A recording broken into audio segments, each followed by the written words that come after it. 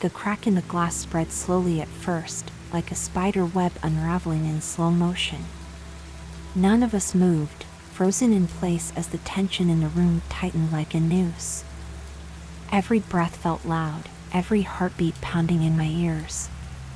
The thing outside the window pressed its face harder against the glass, its distorted smile growing wider as its sharp teeth gleamed under the faint light. It was watching us, waiting. I don't know what came over me, but I couldn't look away. My gaze was locked on the thing as the crack widened, the sharp sound of glass creaking filling the room. It wasn't just the sight of it that sent chills down my spine, it was the feeling, the overwhelming sense that it wasn't just a physical presence, but something much worse. It was like the air in the room had been replaced with pure, undiluted fear. Something dark, something ancient, something that had no right to be here. Jenna whimpered beside me, her nails digging into my arm as she trembled uncontrollably. Mrs. Daniels had backed away, her face pale, but her hands remained clenched in fists at her sides. Her eyes darted from the door to the window, and I could see the conflict in her expression. She wanted to protect us, but whatever was outside, whatever was about to come in, was beyond anything she could stop. The crack splintered again, louder this time. The figure outside cocked its head to one side, as if amused by our helplessness. I think we need to run," whispered Kyle, a kid from the back of the room. His voice was barely audible, but his words sent a shock through the group. He was right. Sitting there, waiting for whatever was coming, wasn't going to save us. We had to move, had to do something. But where could we go? Mrs. Daniels seemed to snap out of her trance. "Everyone, to the back door," she whispered urgently, motioning us toward the emergency exit that led to the back stairwell. The problem was, it was on the other side of the room, closer to the window. Closer to that thing. We scrambled to our feet, trying to stay as quiet as possible. The moment we moved, the figure outside seemed to react, pressing harder against the window, its smile fading as if it was growing impatient. The glass creaked louder, and small shards began to fall from the edges, scattering onto the floor with soft, ominous clicks. "Go, go," Mrs. Daniels urged in a harsh whisper. I grabbed Jenna's hand, pulling her along as we crept toward the exit. My eyes kept darting back to the window, to the growing cracks, expecting at any second for the glass to give way entirely. Just as we reached the door, the figure outside slammed its hand against the glass. The sound was deafening in the silence, and the entire pane shattered in an instant. We screamed. There was no controlling it now. Panic had taken over. The creature's hand reached through the broken window, long, twisted fingers clawing at the air as it tried to pull itself inside. Mrs. Daniels yanked open the emergency door, ushering us through with frantic gestures. "Run! Get to the stairs," she shouted. I didn't need to be told twice. We bolted down the narrow stairwell, our footsteps thundering in the enclosed space. Behind us, I could hear the sickening sound of the creature pulling itself through the broken window, its body making an unnatural, bone-cracking sound as it squeezed through the small opening. The thought of it crawling through, coming after us, made my skin crawl. We hit the bottom of the stairs and burst into another hallway, dimly lit by the emergency lights. The air down here felt different, heavier, colder. And then I noticed something odd. The hallway was long, too long. This part of the school wasn't supposed to be here. I had walked these halls hundreds of times, but this was wrong. The walls seemed to stretch further than they should, the lockers lining the sides old and rusted, like they'd been abandoned for decades. The fluorescent lights flickered above us, casting strange, moving shadows on the floor. It was as if we'd stepped into a different world entirely. Where are we?" Kyle asked, his voice shaky. "I don't know," Mrs. Daniels replied, her voice betraying her own confusion. "This isn't right." The temperature dropped sharply.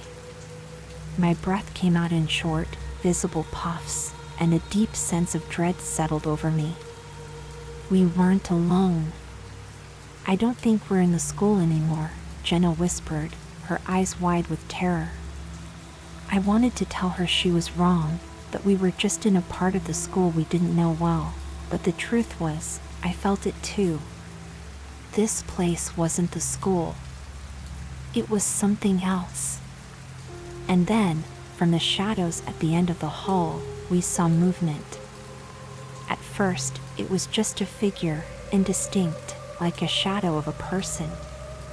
But as it moved closer, the details began to take shape. It wasn't the thing from the window. This was something different.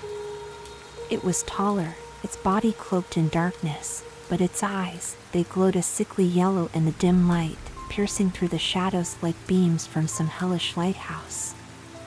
We froze. It stopped just a few feet away from us, its gaze fixed on our group. No one moved, no one breathed. The silence stretched on, oppressive, as the thing simply stood there, watching us. Waiting.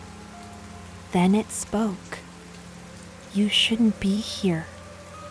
The voice wasn't like anything I'd ever heard. It wasn't human. It wasn't even close. It was layered, like multiple voices speaking at once, each one twisted, distorted, like the echoes of a nightmare. "We didn't mean to," Mrs. Daniels began, but the creature cut her off. "You have trespassed into a place where the living do not belong. You have broken the veil." Jenna whimpered, clutching my arms so tightly it hurt. I didn't blame her.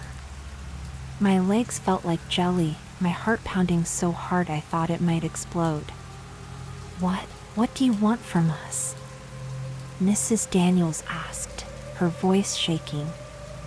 The creature's yellow eyes blinked slowly, its head tilting to the side. "It is not what I want. It is what they want." "They?"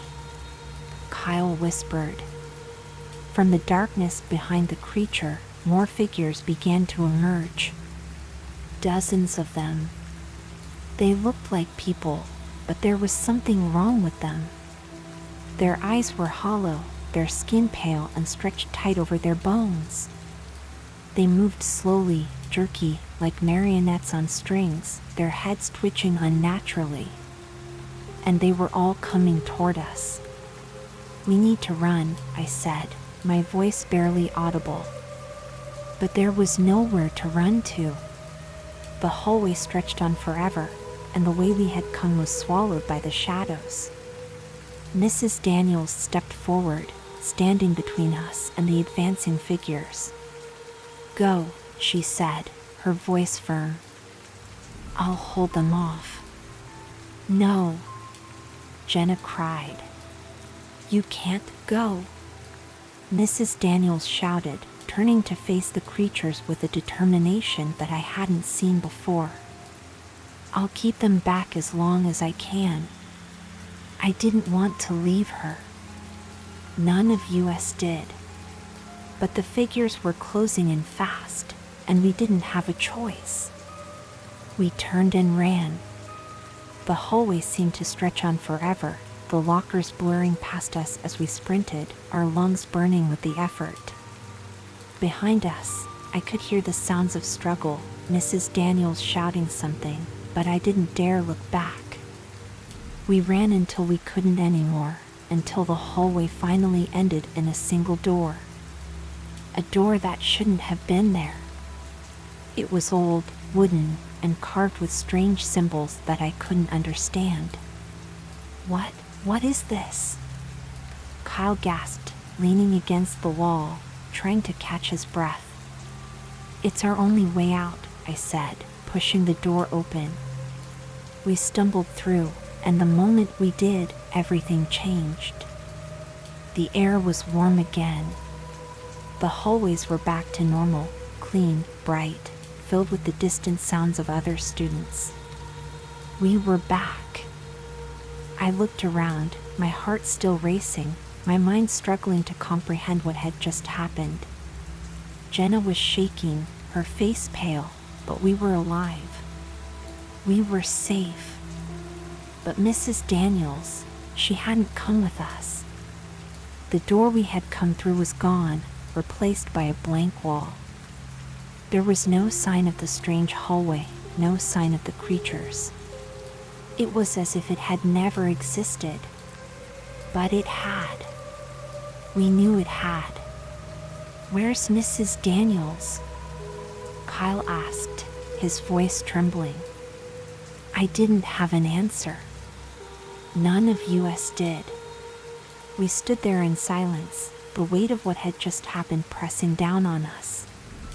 The school was alive with the sounds of normal life again, but nothing would ever be normal for us. We had seen something we weren't meant to see. We had crossed into a place we never should have gone. And we had left something behind. Or maybe something had followed us back. As we walked down the hall, I could have sworn I felt a pair of eyes watching us. But when I turned to look, there was nothing there. Nothing except the faint sound of footsteps. The voice. I'll never forget it. It wasn't just a whisper carried by the wind, it was inside my head, brushing against my thoughts, seeping into my very bones. I'm still here.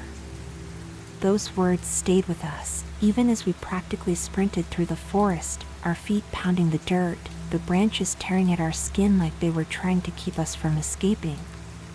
We didn't stop running until the trees began to thin, the faint light of morning filtering through the dense canopy above. The edge of the woods was in sight, and for a brief moment, I thought we were safe. But that feeling of something watching us, following us, clung to me like a second skin. Every time I glanced over my shoulder, I expected to see her, the pale woman, standing at the edge of the trees, waiting. But there was nothing.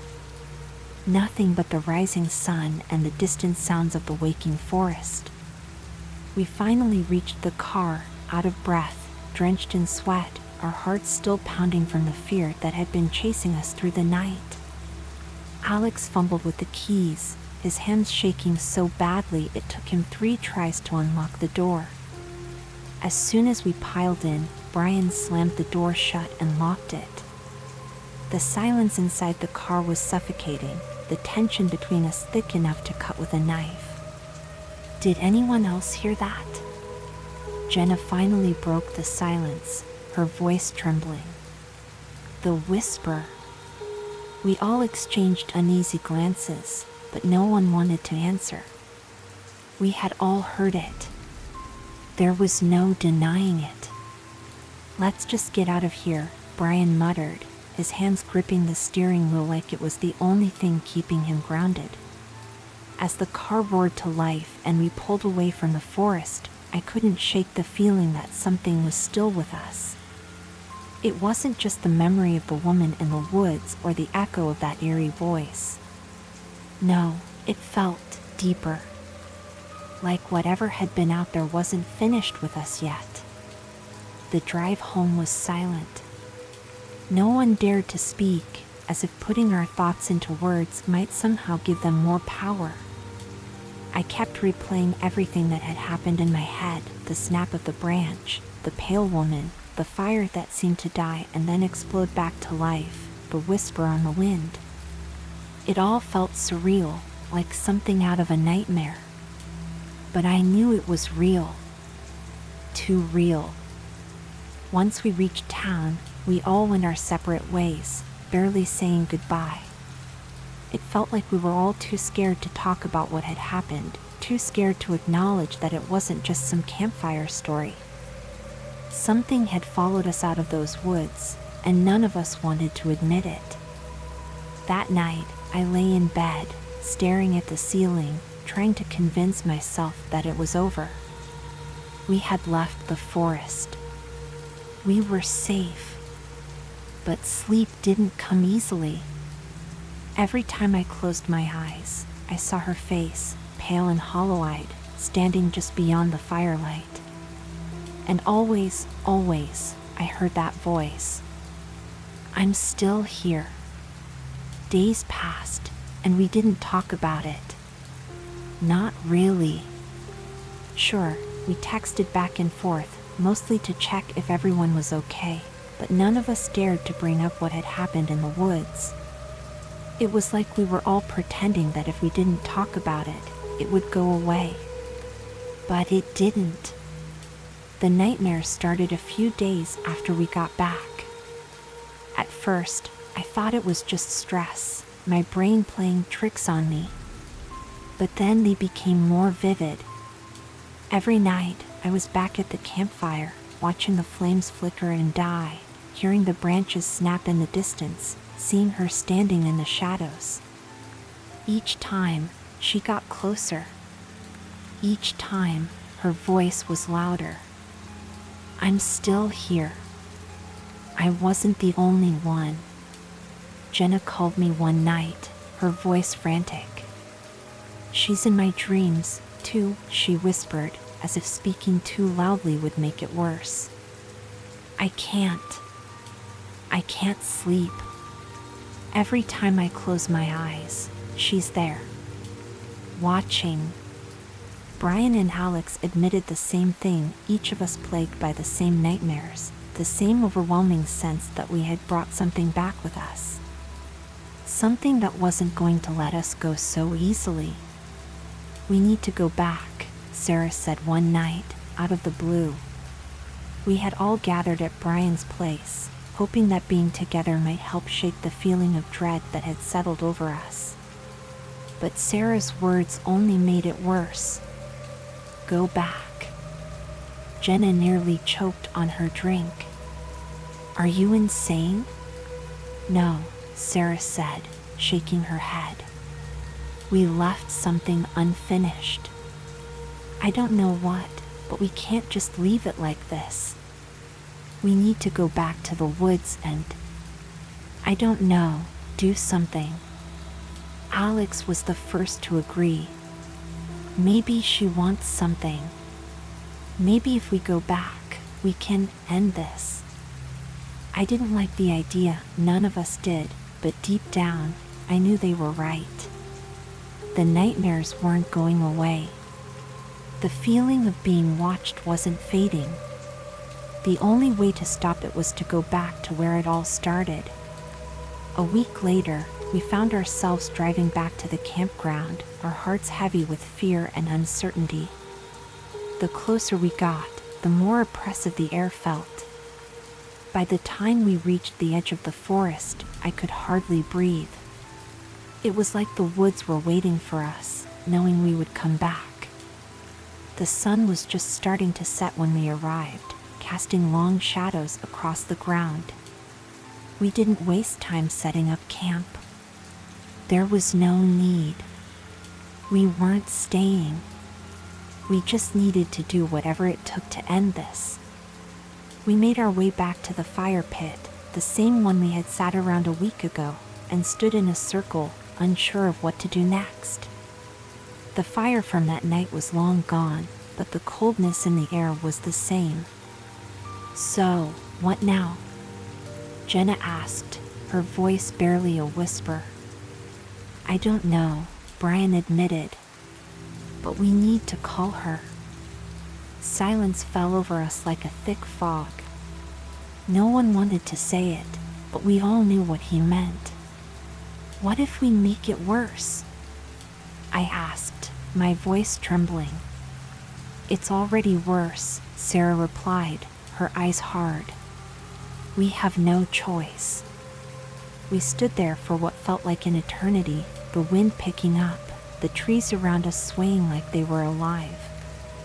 And then, Brian did it. He called out into the darkness.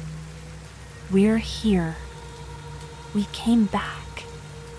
What do you want?" At first, there was nothing.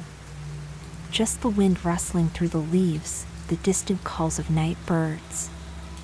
But then, a soft sound. A crack. Like a branch snapping underfoot. She was there. The pale woman, standing just at the edge of the fire pit, her dark, hollow eyes staring at us with an intensity that made my skin crawl. Her lips didn't move, but I heard her voice in my head, as clear as day. "I'm still here." The words echoed through me, filling my mind with a cold, gnawing fear. She took a step closer, her movements slow, deliberate, like she had all the time in the world. I wanted to run, to turn and bolt into the woods, but my feet were rooted to the ground. I couldn't move. None of us could. "What do you want?" Brian asked again, his voice shaking. The woman didn't answer. Instead, she raised one pale, bony hand and pointed directly at me. My heart nearly stopped. "Why me?" I whispered, though I wasn't sure if I had spoken out loud or if she had put the thought in my head. Then, without warning, the woman dissolved. Her body broke apart like ash carried by the wind, swirling into the air before disappearing completely. The coldness that had gripped me so tightly began to fade, the oppressive feeling in the air lifting like a veil had been pulled away. We stood there, stunned, unsure of what had just happened. But the feeling of being watched was gone. The heaviness in my chest had lifted, and for the first time since that night, I felt free. "Is it over?" Jenna asked, her voice soft and tentative. "I think so," Brian replied, though he didn't sound entirely sure. We stood there for a few more moments, waiting for something, anything, to happen. But nothing did. The woods were quiet, the air still. Whatever had haunted us, whatever had followed us, was gone. Without a word, we turned and walked back to the car, the weight of the past week finally beginning to lift. None of us spoke as we drove away, but the silence was different this time. It wasn't filled with fear or dread, it was a silence of relief, of something finally ending. As we left the forest behind, I couldn't help but glance back one last time. The trees stood tall and still, bathed in the fading light of the setting sun. And for a moment, just a brief second, I thought I saw her. The pale woman, standing at the edge of the woods, watching us go. But when I blinked, she was gone. We never spoke about it again. The nightmare stopped, the feeling of being followed disappeared, and life went back to normal. But sometimes, late at night when the wind howls outside my window, I hear it. That voice.